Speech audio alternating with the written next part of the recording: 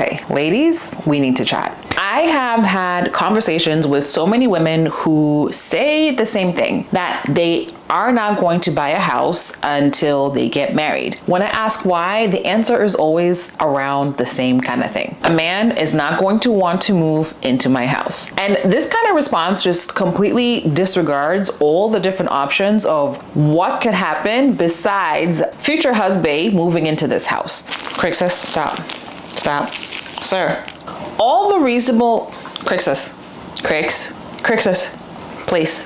Good boy, stay. All reasonable options besides husband moving in just completely get tossed aside and just become non-existent. All of a sudden, we forget about being able to rent the house, sell the house, even being able to use it as a short-term rental. This decision to hold yourself back to make someone comfortable that doesn't even exist just completely makes it clear that we don't fully understand and we do not fully appreciate how much of a difference a house can make in your financial stability. I have owned this house that I am recording in for 11 years. In that time, I have saved over 160 grand in rent if my rent had stayed the exact amount. And in that time, the equity in this house has increased by over $500,000. Let me just make that clear. We are just 1 decade in of me owning this house, and it has increased my net worth way more than anything else that I could have done.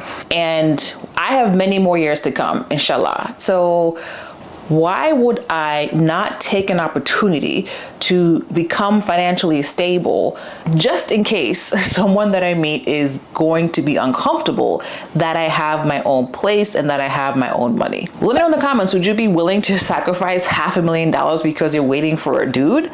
I don't know. It's a no for me. Of course, the comments on social media don't make it any easier. Whenever I see a post from a woman talking about being financially stable, whether it's making tons of money or owning property, just anything that talks about financial independence and it's a woman alone and she is single, there never ceases to be a comment from a man implying that because she has her life together, because she has her own money, that she's going to be alone forever. Exhibit A from David over here, who said that I am going to be alone simply because I have 2 houses and one of them is paid off. Now, everyone is entitled to their opinion. So if the Davids of the world feel like they do not want to be with a woman that is financially stable, that is completely their prerogative. But that doesn't mean that you as a woman need to conform to make the Davids of the world comfortable. I have a background in social services, and whenever we're building our programs for single women, there was always this concept, and there still is a concept,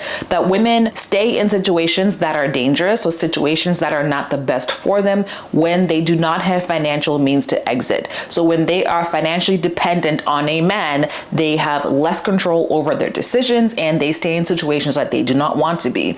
Now, I don't want to be in that situation. Moreover, if there is a David that is going to penalize a woman because she has her life together, because her finances are in order, because her credit score is high, if a David is uncomfortable with that, that is completely fine. Just like David just doesn't want to be with a woman that hustles, that's cool. I don't want to be with a man that does not appreciate a woman that's going to hustle and a woman that has her life together before he even gets there. And my question to you is, do you want a man that is going to penalize you for the work you have put in, the sacrifices you have made, the things you have had to learn to be in the financial position that you are right now? As a woman, it is not your job to lower your standards or be less ambitious to make insecure men comfortable. You set the standards for who you want to be with. And there are so many people in this world. I can't believe that you cannot find someone that's going to appreciate you for who you are, appreciate for what you've done, and give you credit for the work that you have done so far. I know that on social things can get crazy and people just become keyboard warriors because they cannot be seen.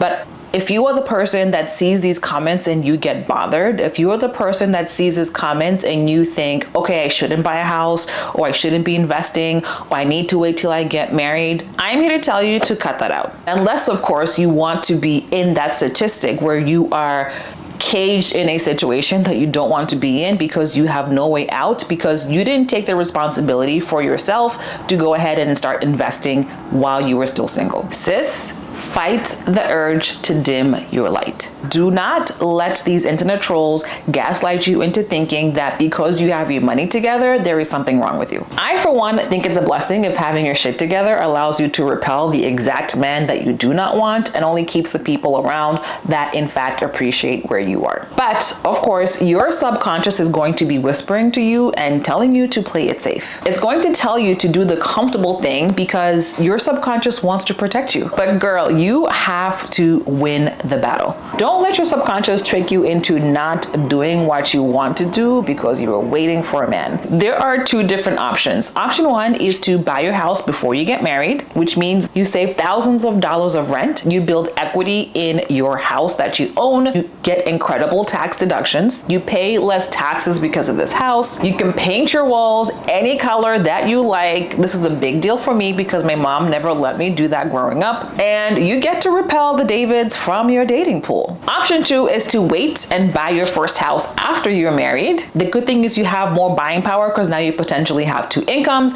but then you might end up accidentally marrying a David. I don't know about you, but if finances are not an issue, I pick option one all day, every day. I can dodge that David bullet and also secure a cushy financial future all in one full swoop. Let's also not forget that 50% of marriages in this country end in divorce.